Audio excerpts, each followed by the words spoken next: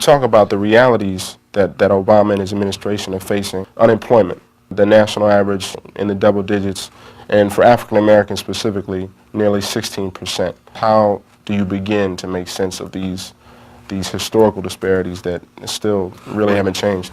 Greed is still running amok on Wall Street. That's why they can talk about a recovery and the recession being over, because Wall Street and the stock market's up. Poor people are in no way a priority.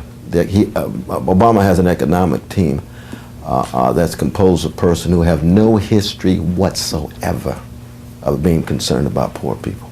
Young black men, 16 to 24, nearly 35% unemployment. Where is the hope for young black men facing these types of realities? Obama made it clear that when he moved into the White House, and it was a beautiful thing to see he and Michelle and the two precious girls, that he was going to reassure the establishment. And that's exactly what he's been doing. He's been doing a good job reassuring the establishment. Well, there's many of us who believe the establishment is on our necks, and on the necks of Brother Jamal, Sister Letitia. Now, Jamal and Letitia have to get their act together, but they can get their act together all they want. But if the government also does not come through with the kind of opportunities so that a determined Jamal and a determined Letitia can take advantage of, they still run up against the wall. The criticism of him thus far in terms of addressing specifically, say, African-American unemployment, do you think it's fair? I think that that Obama formed certain habits when he campaigned. And one of the habits was to neutralize white fears and anxieties as he capitalized on black solidarity, so that he could have one size fitting all to run a campaign. But to govern is something else, you see. But he's got that same habit.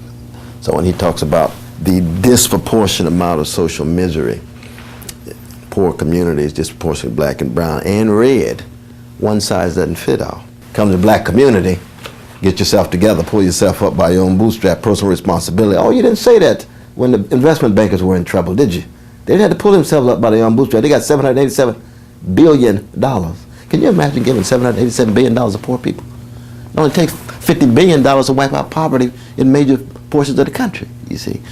Afghanistan, billions of dollars. It's going to take priorities. You really look at it as a matter of economics? It's definitely economics, but it's priorities in your economic policy. Very much so. And that doesn't downplay individual initiative. People still need to get their acts together. But it's just not a matter of an individual initiative. You can have all the individual initiative in the world, but if you live in a hood where bullets are flying, where families are collapsing, where jobs are disappearing, then it's going to be 1 out of 10,000 who do it, the Michael Jordans.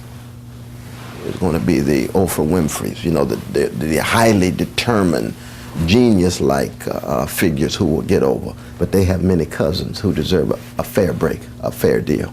Will those numbers for young black men, 16 to 24, do you see them changing? Do you see them declining? What? They're going to get worse if we don't have a jobs policy.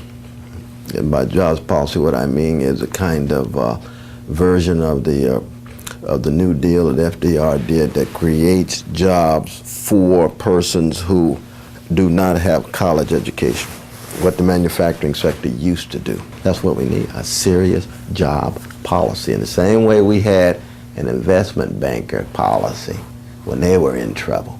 Well, we got brothers and sisters of all colors, disproportionately black and brown and red, who are too big to fail, just like AIG, just like Goldman Sachs or any of the other huge financial institutions that are too big to fail. Well, you know what?